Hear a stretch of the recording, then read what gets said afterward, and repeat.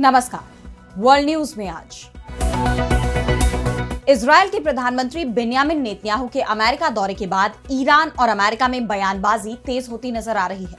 Iran ने सीधे अमेरिकी राष्ट्रपति डोनाल्ड ट्रंप को चेतावनी दे दी है और कोई ऐसी वैसी धमकी नहीं, जान से मारने की धमकी।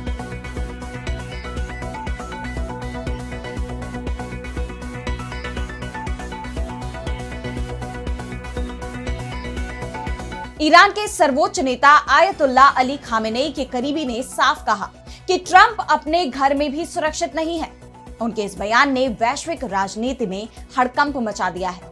ट्रंप ने भी ईरान की धमकी पर जवाब दिया है, जिसके बाद ये आशंका जताई जा रही है कि ये बयानबाजी कभी भी आमने सामने की लड़ाई में बदल सकती है। तो ईरान ने ट्रंप को मारने की दी धमकी। क्या दोनों देश आएंगे आमने सामने? इस पर हम करेंगे विस्तार से चर्चा, लेकिन आइए जरा उन खबरों को भी देख लें जिन पर आगे होगी बात। चीन से युद्ध की तैयारी में जुटा ताइवान अमेरिकी हथियारों के साथ मैदान में उतरा। रिजर्व सैनिकों की अब तक की सबसे बड़ी तैनाती। हिंदुस्तान को बांग्लादेश की चेतावनी। मोहम्मद यूनुस बोले शेख हसीना को बचा नहीं सकते, बुद्धि और नैतिकता का इस्तेमाल करने की दी नसीहत। अमेरिकी राष्ट्रपति ट्रंप ने फिर फोड़ा टैरिफ बम। श्रीलंका समेत 7 देशों के लिए टैरिफ की घोषणा की। ब्राजील ने आर्थिक मोर्चे पर बदले की दी चेतावनी। और चलते चलते में देखेंगे कब होगा ब्रह्मांड का अंत, चौंकाने वाला खुलासा आया सामने। इन सभी खबरों पर हम विस्तार से करेंगे बात, लेकिन पहले एक नजर हेडलाइंस पर। अमेरिकी राष्ट्रपति ट्रंप पर हमले मामले में सीक्रेट सर्विस के 6 एजेंट सस्पेंड। लापरवाही का आरोप। पिछले साल चुनाव प्रचार के दौरान राष्ट्रपति के कान को छूकर निकली थी गोली। अमेरिका के विदेश मंत्री मार्को रूबियो और रूस के विदेश मंत्री सर्गेई लावरोव के बीच आज होगी मुलाकात। यूक्रेन जंग पर बातचीत मुमकिन। दोनों नेता मलेशिया में आसियान समिट में होंगे शामिल। अमेरिकी राष्ट्रपति ट्रंप की मुश्किलें बढ़ाएंगे टेस्ला के चीफ मस्क। कहा एप्स्टीन सेक्स स्कैंडल की फाइल करूंगा सार्वजनिक। ट्रंप पर इसमें शामिल होने का लगाया था आरोप। क्या गजा में होगा युद्ध विराम? हमास का 10 इजरायली बंधकों को रिहा करने का ऐलान। कतर में इजरायल के साथ फेल हो चुकी है बैठक।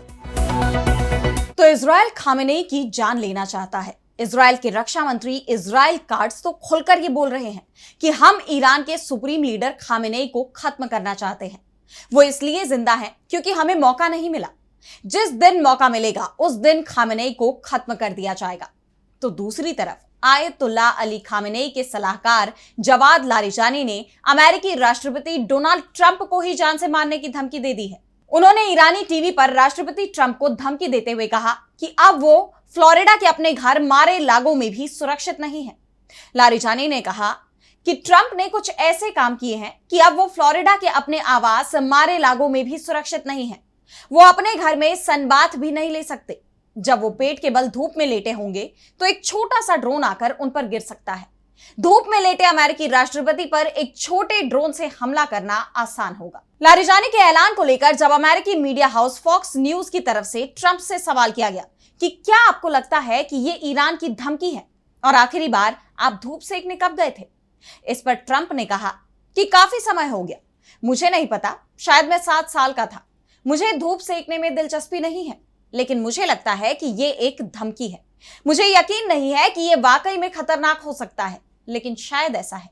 दरअसल ईरान में अमेरिका को लेकर बेहद ज्यादा गुस्सा है, खासतौर पर जिस तरह से अमेरिका ने ईरान के परमाणु संयंत्रों पर बम गिराए और जंग में इजरायल को जमकर मदद दी। 12 दिन तक चली इस जंग में फिलहाल तो सीज फायर चल रहा है।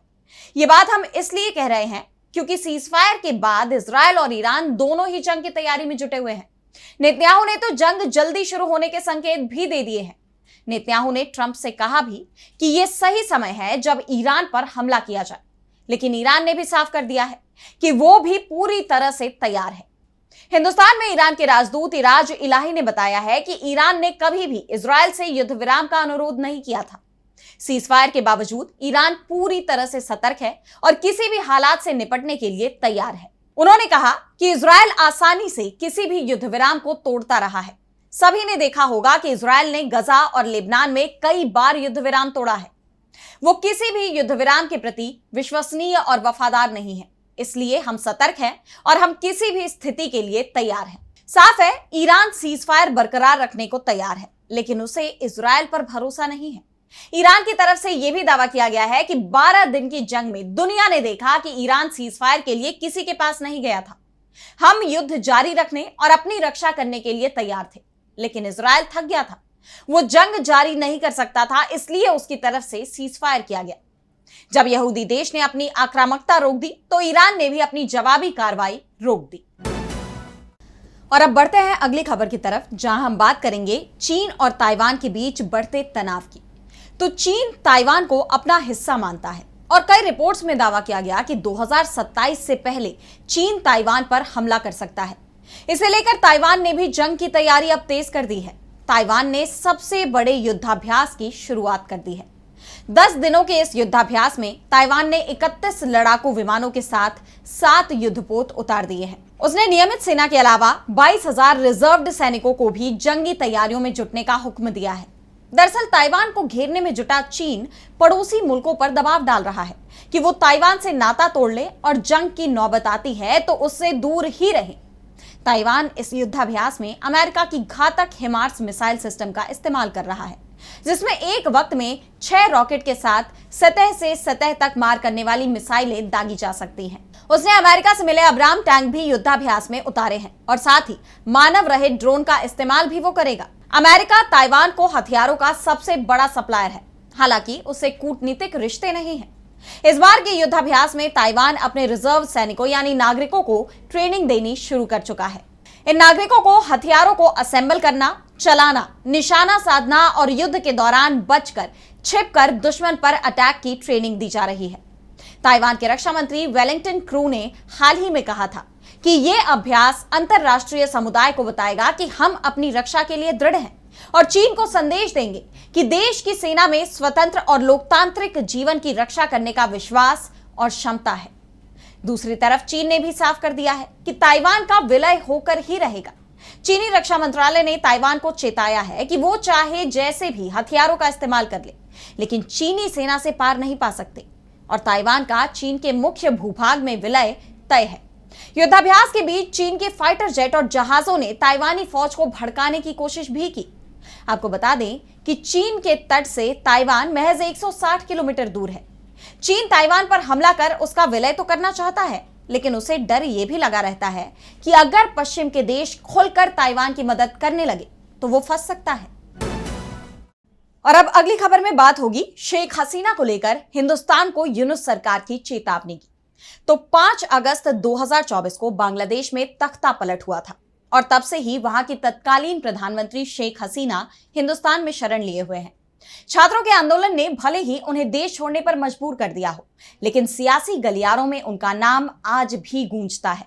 उनकी पार्टी अवामी लीग आज भी बांग्लादेश में लोकप्रिय है, इतनी लोकप्रिय कि वो मौजूदा अंतरिम सरकार के लिए चिंता का कारण बनी हुई है और इसीलिए बार बार अंतरिम सरकार के प्रमुख सलाहकार मोहम्मद यूनुस शेख हसीना के प्रत्यर्पण की मांग कर रहे हैं। हालांकि हिंदुस्तान की तरफ से उनकी इस मांग पर अब तक कोई आधिकारिक प्रतिक्रिया नहीं दी गई है, जिस पर अब उनका गुस्सा फूट पड़ा और उन्होंने सीधी चेतावनी दे दी। यूनुस ने साफ शब्दों में कहा है कि हिंदुस्तान शेख हसीना को नहीं बचा पाएगा। यूनुस सरकार की तरफ से कहा गया कि लंबे समय से भारत शेख हसीना के प्रत्यर्पण के लिए बांग्लादेश के वैध अनुरोध को मानने से इनकार करता रहा है। भारत अब ऐसे किसी शख्स का बचाव नहीं कर सकता जिस पर मानवता के खिलाफ अपराध के विश्वसनीय आरोप है। न क्षेत्रीय मित्रता, न कूटनीतिक हिसाब और न ही राजनीतिक विरासत जानबूझकर ली गई नागरिकों की जान के अपराध को माफ नहीं कर सकती, ना ही छिपा सकती है। यूनुस सरकार ने हिंदुस्तान को नसीहत दी कि वो अपनी बुद्धि और विवेक का इस्तेमाल करे। यानी बांग्लादेश ने साफ कर दिया है कि अब भारत उनकी इस मांग पर मौन नहीं रह सकता, उसे फैसला करना होगा। शेख हसीना को बांग्लादेश को सौंपना ही होगा। यूनुस सरकार का यह बयान ऐसे वक्त पर आया है जब हाल ही में एक ऑडियो क्लिप वायरल हुई है, जिसे लेकर दावा किया जा रहा है कि ये शेख हसीना की ही आवाज है, जिसमें कथित तौर पर वो प्रदर्शनकारियों पर सीधे गोली चलाने के आदेश देते सुनाई दे रही हैं। दरअसल बांग्लादेश की अंतरराष्ट्रीय क्रिमिनल कोर्ट ने शेख हसीना पर मानवता के खिलाफ अपराध मामले में आरोप तय किए हैं। तख्ता पलट के दौरान जो हिंसा हुई, पूर्व पीएम पर आरोप है कि उनके आदेश पर कई प्रदर्शनकारियों की जान ली गई थी और अब उनके प्रत्यर्पण को लेकर बांग्लादेश ने हिंदुस्तान को साफ कर दिया है कि उनका रवैया मंजूर नहीं है। अब भारत को फैसला करना होगा। और अब अगली खबर में बात होगी अमेरिकी टैरिफ की।